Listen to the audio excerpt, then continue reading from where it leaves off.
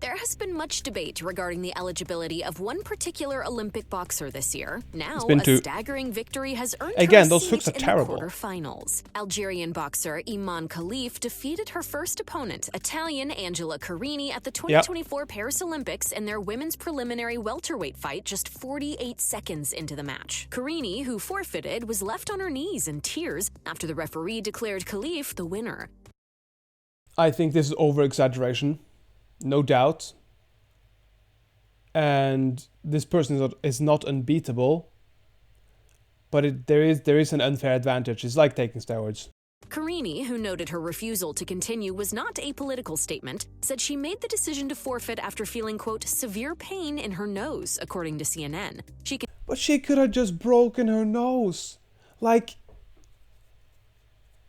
Sorry, this is too stupid for me. Like, you're a fighter. You knew what you got into. Continued, and with the maturity of a boxer, I said enough because I didn't want to. I couldn't finish the match. Khalif was previously barred from the 2023 Women's World Boxing Championships for failing an unspecified gender eligibility test. Again, they keep saying unspecified gender eligibility test. I'm fairly certain they were just checking the testosterone levels and saw that she had the XY chromosome and the testosterone that was much higher than the legal limit of women. That the International Boxing Association, or IBA, said found elevated testosterone levels and detected XY chromosomes. They're already saying the governing body let her play in the light welterweight division at the 2022 World Championships in Istanbul, where she took home a silver medal. Notably, the IBA has not disclosed any information about this particular test. As the New York Times reports, it is unclear what that test entailed or how they were deemed ineligible because of it. The swift defeat led to a flurry of debate over the match and its fairness with the new...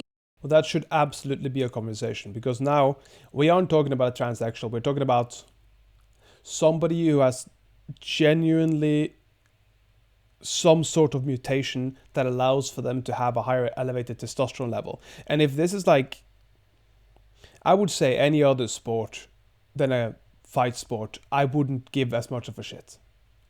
Because this is still a woman. It's not like it's a problem. It's like a Shaq O'Neal, but Shaq was just a big boy. It's like Michael Phelps. They're born with a genetic predisposition to be good at something. But they're still not elevated in testosterone in this manner, which is a hormone which will allow for you to have a plentiful amount of positives without the other people having the ability to have those positives. New York Post reporting that Carini yelled, "This is unjust," after the fight ended. Yet, in the immediate aftermath of the tough loss, Carini did not appear to harbor any ill will toward her opponent, telling CNN, "I am not here to judge or pass judgment." That's because she's afraid of the consequences. And I would have told everybody that this bitch should have been thrown out of the Olympics. She should have been thrown out for doping, not for transsexuality. Because that's not the case. She should have been thrown out for doping. And I know it's natural, and I understand what you're going to say, but Daniel, they haven't put anything new in her body. Yes, but it's still over the legal limit of women. Instead, Carini pointed to the principles of perseverance instilled in her as the biggest cause of her sadness. She explained, "I am heartbroken because I am a fighter. My father taught me to be a warrior. I have always stepped into the ring with honor, and I have always served my country with loyalty. And this time..." Nah, you gave up. You gave up because you broke your nose, and I get it. It's painful. I have had my nose broken. It's painful. I still kept training, though. Don't get me wrong, but I wouldn't expect that of a woman in the same way, honestly. Oh, but Daniel, are you saying women don't have as much perseverance? Yes, kind of. That's what I'm saying. Yeah, it is. I couldn't do it because I couldn't fight anymore, and so I ended the match. Still, she held her head high. She told reporters it's not her place to determine the fairness of the fight, and The Guardian reports she doesn't view the event as a, quote, defeat. She stated, this is just fighter copium. Nothing else. This is what a lot of fighters do. They go, "Man, I didn't win. I didn't lose. I had a minor setback because somebody was on steroids." We still lost, though. That's just silly.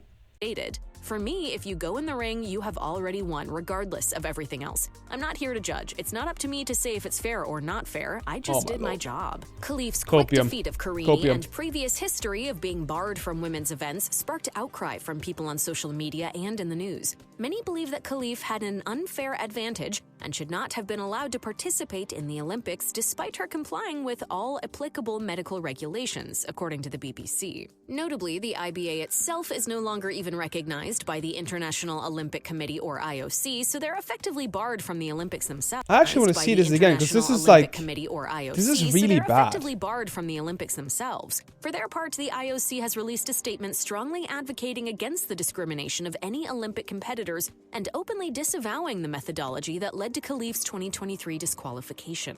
The organization's statement addressed the scrutiny directed at both Khalif and Taiwanese boxer Lin Yuting, who was also disqualified from the 2023 Women's Boxing World Championship for the same reason. Well, have you ever thought maybe they're just putting steroids in? Have you ever thought they're just cheaters? Let's do a thought experiment, people, okay? Thought experiment time. Ready? Cool. Bang. Let's say these two girls just went straight up and said, hey, we did use steroids. That's why we have elevated amounts of testosterone. Would you guys say this is bad? Or would you say it's okay, they are strong, independent women who can do no wrong? If you're saying the first, you understand the thinking of all the fighters around. If you say the second, you're either sick or stupid. The statement read in part, "The current aggression against these two athletes is based entirely on this arbitrary decision, which was taken without any proper procedure, especially considering these athletes had been competing in top-level competition for many years." The IOC went on to proclaim, eligibility rules should not be changed during ongoing competition, and any rule change must follow appropriate processes and should be based on scientific evidence. That this is not a transgender issue. These women have been competing in competitions for many years. Okay. Khalif will go on to face Luca Hamori, who told Reuters she is, quote, not scared and avoiding any social media and news stories around her opponent's previous match.